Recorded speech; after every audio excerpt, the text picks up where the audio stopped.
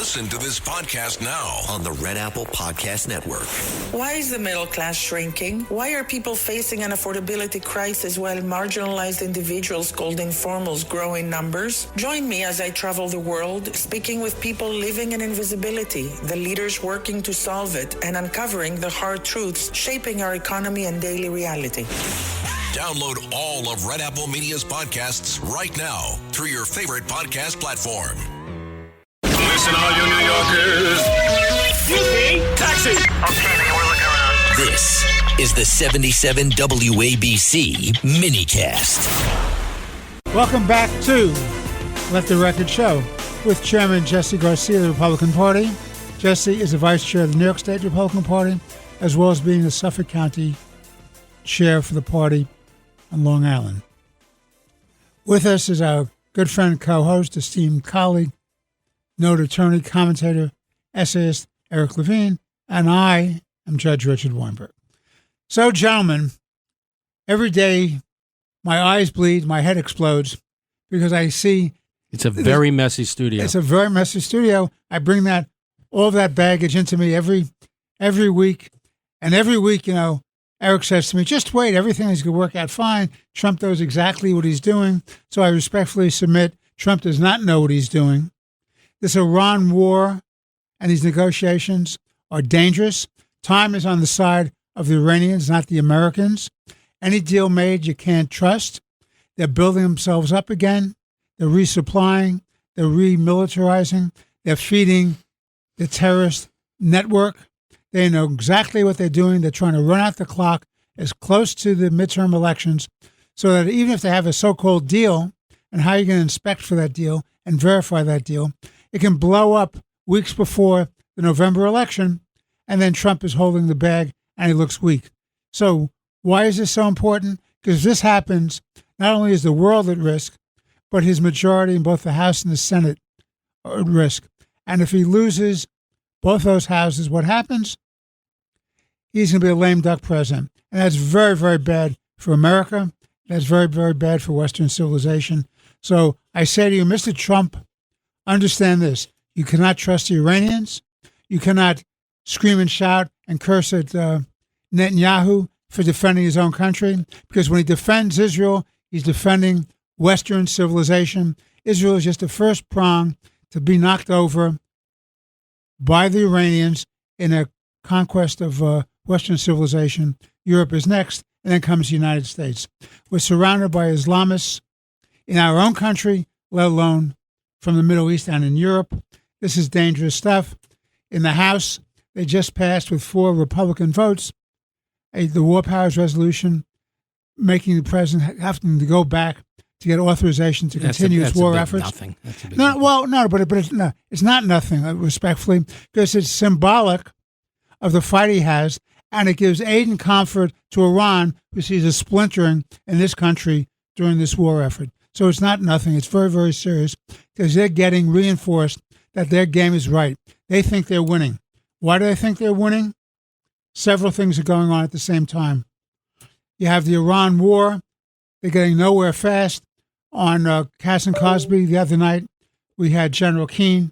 General Keane says, give another 30 days, and if you don't have a real deal with all our terms and conditions that we want, then we should start hitting them militarily. Then he said, maybe we should just start hitting them militarily now. I'm with General Keane. We should be hitting them now. That's the only thing they understand, the strong horse, not weakness. Israel, Hezbollah, when Trump says to Netanyahu, you're screwing up my peace negotiations. Well, tell the Israelis in the northern part of Israel, when they're being hit by thousands of drones and ballistic missiles, that it's okay and 300 people are wounded, some have died. This is serious business. You can't tell a nation state, don't defend yourself. That's what Israel was doing. Third point, Gaza, Hamas. Hamas has consolidated its power, is nowhere close to disarming. This is a serious problem. They're a perpetual threat. And always remember, whether you're talking about Hezbollah or the Houthis or Hamas, they are all tools, instrumentalities of Iran. They are controlled by Iran. Who controls Iran these days? The Revolutionary Guard. This is serious business. So I'm very unhappy about this. I think Trump is negotiating against himself, and I wish he wouldn't, because up to this point, he was doing okay and recognized the existential threat to Western civilization, and he's negotiating against himself, and the perils are enormous. Eric. Well, I 100% agree. You can't make a deal with this regime. There's no substitute for regime change. And when I've been supportive of the president, and I think that and I've argued that he has it well in hand and he's doing a great job. That's why we were kinetic. That's why we were systematically destroying the military, the IRGC, the higher echelons of their government. As we were doing that, we were winning the war. There was no question we were winning war. And we have eliminated their Navy, we have eliminated their Air Force, and we have eliminated their launchers, a majority of the launchers to be able to launch ballistic missiles. Their economy is in complete tatters. The inflation rate is unbelievable. But when we were on the door of victory, and we stopped. It's like being on the 1 yard line with a few seconds to go in the game. And you Go for it. Go for it. And score, win the game. Win the game instead of calling timeout and taking a break. Win the game. So I think he got spooked. The president got spooked by the price of oil, the oil prices, and his concern for the midterm elections. But I will make this observation, and Richard, I agree with you 100% on this. If you think the price of oil is high now, just let Iran win. And when I say let Iran win, I mean just if they survive. Allow they this win regime, if they survive. Exactly. Allow this regime to survive. Because if you make a deal with the Iranians, two things are for sure. They are not giving up their nuclear program no matter what anybody says. Not conceivable. That's the first thing. And the second thing is, if you make a deal with them now and they open the Strait of Hormuz tomorrow, come October, they're just going to close it again because they have been persuaded that the president doesn't want to take any military action. But here's the even, and then the price of oil will go through the roof just on the eve of the midterms. And then Republicans will be completely wiped out. But here's the other thing to keep in mind. The Iranians, can they be able to project power abroad? Can they be able to arm Hamas? Can they arm Hezbollah? That's another thing that they've been significantly weakened by. But all the more reason why Hezbollah and what's going on in Iran, going on in Lebanon, must be completely decoupled from what's going on with our negotiations with Iran. This notion that the president gets mad at Bibi Netanyahu because Netanyahu's defending Israeli civilians and says, because you're interfering with my negotiations with Iran, you know what? Then your negotiations with Iran are meaningless. Then they're absolutely meaningless, because if the Iranians can dictate to you, Mr. President, their terms about the basis on which they will negotiate with you, you lose. You lose. They are dictating to you terms. If we can't be dictating terms to the Iranians, there's something wrong with this picture. So they must be completely decoupled. This idea, the Israelis are on the cusp of wiping out large segments of Hezbollah inside Beirut, and the president stopped Netanyahu from doing this. Now, let's keep in mind, people keep saying, oh, there's a ceasefire between Israel and Lebanon. No, there isn't. The president is imposing a ceasefire between Israel and Hezbollah. That means a ceasefire between Israel and Iran. The Lebanese want Hezbollah out. The Lebanese government and the Lebanese military are cheering for the Israelis to destroy Hezbollah. Let's remember about Lebanon when it was originally created in the 1940s. When it was originally created by the British and the French after the First World War, it was lopped off from Greater Syria and was created to be a Christian state. And it was, how's that working out? Yeah, exactly. So to this day, there must be a Christian president. Today's Christian president is Joseph Aoun. There must be a Sunni prime minister. Today's prime minister Nawaf Salam. And there must be a Shiite speaker of the parliament, and that's Nabi Berri. Now, the Christian president and the Maronite Christians, they're all for destroying Hezbollah. The Sunni prime minister and the Sunni Arabs and Sunni Lebanese are all for destroying Hezbollah. But you have the Shiite speaker, Nabi Berri, who's Sunni, who's Shiite, who wants to maximize his power. So he maximizes his power by supporting Hezbollah, Iranians who are Shiite. So he's the only one really in the government that's supporting them. But the rest of the Lebanese people, they want Israel out. I mean, No. they want Hezbollah out. So what the president is doing, he's not stopping. He's not helping the Lebanese. He's hurting the Lebanese. He's not helping the Israelis. He's hurting the Israelis. The only ones he's helping is Iran. So we have to be dictating this. If we're not in a position of dictating, then we're losing. Now, Richard, so I think we're in agreement. If last time we were on the show, the last couple of times on the show, I was trying to wonder what the president's strategy is. Now, maybe his strategy is if we keep the Straits of Hormuz closed and keep the blockade in place, over time the Iranian economy will just completely explode and the regime will just cave in on itself.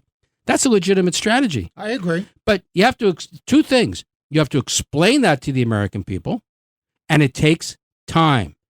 It's not going to happen probably before the midterms. It takes time. So you have to prepare the American people. But he's not talking to the American people. He's not telling us that that's his strategy. So I agree with General Kane as well. We've got to get kinetic. The only way you're going to get the Iranians to do anything is under pressure. And this government is prepared to allow all 90 million of their population to die before they'll give up power. So you have to forcibly remove the regime. And I continue to believe that we have to be arming and preparing and identifying indigenous Iranians who are prepared to rise up and lead a popular revolt against the regime. And a final point, Richard, about Hamas. Right now, remember, Israel's only a country of 9 million people. They don't have the ability to fight, 3, 4, 5 front wars. They have to focus. So right now they're focused on Hezbollah in Lebanon. When that's done, then they're going to return their attention to Gaza. Right now, the Israelis control roughly 60% of Gaza. Soon they're going to control, given what they're doing now, roughly 70% of Gaza. But eventually they're going to have to wipe the whole thing out. But the long and the short of it is, there's no negotiating with these people. But Mr. President, if you are negotiating with them, you need to tell the American people exactly what it is you want to achieve, because at the beginning of this process, it was unconditional surrender. And regime change. Regime change. Well, that would be regime change, but it was unconditional surrender. They're turning over the nuclear dust to us, the elimination of their ballistic missile program. Where are we? But I think we would be in a lot better place, Mr. President, if you talked more frequently to the American people directly to tell them exactly what your thoughts are and exactly what it is you want to achieve. Because frankly, I'm watching this really carefully, and I don't know what you're doing. Jesse. Let me take the last one first. Number one, when this airs on Sunday morning, let's not forget that New York Knicks will be going for Game 2 in their finals to hopefully try and win their first championship since 1973. So let's give them props on that as well. They were outstanding, winning Game 1 by 10 points on, I think it was Wednesday night earlier this week. But to your point, first, let's take the last one first. I think the one thing that this president has demonstrated is that he is unpredictable. And while I believe in transparency, and I believe that everyone should know what's going on in their government, I do believe that this president has demonstrated that he's not going to negotiate in public. He will say certain things. He will use language, sometimes blunt language, sometimes rarely vague language, to convey where he is to the person he's negotiating across the table with. That's my first instinct here. We've always said that the president will not accept, and so far he has not. We know that last week we discussed that there were two different factions and two different plays at play in the Trump administration. There was a group of individuals who were saying we need to go kinetic, we need to continue to move forward, and there was another group of advisors and people that the president depends upon, such as the vice president, said maybe we should cut a deal. He has yet to go on either side. I do also believe that his 2-hour meeting in the Situation Room, while I believe that was about these negotiations. I also think that if you're going to be in the Situation Room, you're not just speaking about negotiations with a regime you cannot trust, and I agree with you on that. But it's also the chess playing at a 3 and 4 dimensional level of what happens if we do this, what happens if we do that. I trusted the president so far, even though he's pressured by midterms, by politics, by members of his own party, by world leaders to accept a deal so that we can end this war. But he has yet to do that. And I don't believe he is going to do that until those basic tenets of what he announced to the American people as the reasons for going into Iran are attained. Certainly, it's first and foremost, as we said, it's their military, it's their nuclear capabilities and seeking nuclear weapons, it's their ballistic missile systems. Secondarily from that, it was and is the regime change that needs to take place in that country. You know, as a politician, I wish that this is done in a far quicker manner, but I also understand when you're dealing with stakes this high, that we're not going to know everything that is going to be discussed in and around different rooms, like the Situation Room or between envoys. We also don't know if 1 or 2 other incidents are for theater or for messages to our allies who have been a little bit slow in assisting in the Strait of Hormuz, even though they receive the majority of the crude oil there and the product through that strait. So I think that, again, we're dealing with multi-levels here, multi-facets here. I don't think we're privy, nor should we be, because you cannot negotiate effectively in public. As we understand, there was a ceasefire at 1 hour, and then 30 minutes later, Midnight Hammer occurred. There was a ceasefire in place, and then all of a sudden the Iran war took place. This is an unpredictable president who does it, I believe, with a plan. He does not want his adversaries to know where he's coming from, where he's going to go, or how he's going to go about and do it. Eisenhower didn't have to tell us where they were going to land on D-Day because they don't want to tip our hand, but they also were very clear about what the goals of the war were. All I'm asking is that the president be clear about what the goals are and what we're trying to achieve. I don't want to know the strategy because on that you're 100% right. Okay, we all agree, and we have to agree with Elias, who's saying that we have to take a break. Boo, Elias. Yay, Elias. No, yay, Elias. Yay, Elias. This is Let the Record Show with Chairman Jesse Garcia of the Republican Party, noted attorney, commentator, essayist Eric Levine. I'm Judge Richard Weinberg. We'll be back in but a few moments. Please stay with us for more important and interesting conversation.